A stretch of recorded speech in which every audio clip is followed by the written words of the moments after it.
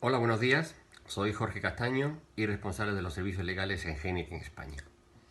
En la sesión de hoy queríamos hablarte de cómo impactan en tus contratos y decisiones societarias de tu negocio las medidas legales establecidas por el Gobierno, medidas urgentes y extraordinarias para hacer frente al impacto económico y social del COVID-19. Son públicas y notorias las informaciones recibidas en los últimos días sobre la creciente expansión del coronavirus COVID-19 en España, habiendo sido declarado su carácter de pandemia global conforme a la declaración de la Organización Mundial de la Salud. En nuestro país, lo anterior ha dado lugar a la publicación de diversas normativas por parte del Gobierno, en la cual viene a declarar el estado de alarma para la gestión de la situación de crisis sanitaria ocasionada por el COVID-19 y en el que se regula una serie de medidas extraordinarias para evitar su propagación. Entre dichas medidas, como bien saben, se encuentran aquellas referidas a la contención en el ámbito de la actividad comercial y muy concretamente en las actividades de hostelería y restauración. Además, el Gobierno ha emitido una serie de normativas en las que regulan medidas encaminadas a evitar los efectos económicos que pueden derivar de la actual situación de crisis. Con todo lo anterior, es evidente que pueden derivarse efectos concretos sobre las relaciones contractuales y comerciales de tu negocio y es por lo que para ayudarte en esta labor queremos explicarte dos medidas legales que consideramos que son vitales para tu negocio. Estas medidas, en primer lugar, vienen relacionadas con el carácter contractual. Una primera medida puede tener afección directa respecto a los empresarios hoteleros y que viene referida a los alquileres de locales de negocio. En principio, la normativa emitida por el Gobierno establece que, salvo que se haya previsto expresamente en el contrato de alquiler, estas medidas excepcionales aprobadas por el Gobierno no serán o no tendrán impacto en la posibilidad de renegociar o suspender el contrato actual. En principio, el contrato sigue vigente. Sin embargo, los efectos directos o colaterales de la situación de crisis derivada por el COVID-19 podrían ser invocados por las partes, podrían ser tenidos en cuenta por las partes como una circunstancia o un riesgo imprevisible e inevitable que por supuesto afecta el equilibrio del contrato y que podría tener considerado como causa para poder resolver o renegociar temporalmente las condiciones del contrato.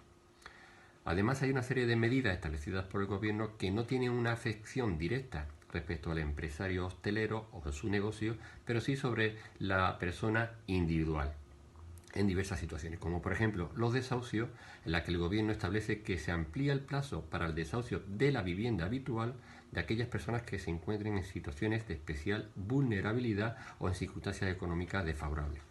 Hay otras medidas igualmente aplicables a las personas individuales, como es la relativa a la moratoria en los préstamos con garantía hipotecaria.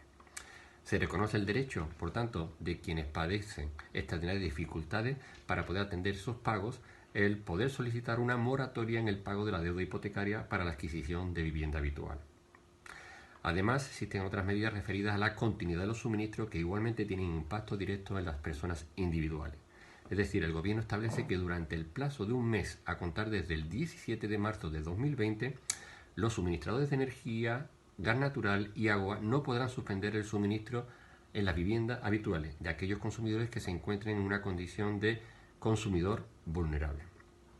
Además de todas estas medidas, existen otras medidas que vienen relacionadas con el ámbito mercantil y societario y que tienen un impacto directo en aquellos empresarios hosteleros que establezcan su negocio, la forma de organizar su negocio a través de una sociedad. En estos casos, estas medidas tienen un impacto directo. En primer lugar, son medidas relacionadas con las sesiones en los órganos de administración. Es decir, el Gobierno autoriza la celebración a distancia de las sesiones de los órganos de administración de asociaciones, sociedades civiles, sociedades mercantiles, consejos rector de sociedades cooperativas o incluso el patronato de las fundaciones y que se puedan realizar a través de videoconferencia o incluso mediante votación por escrito y sin sesión.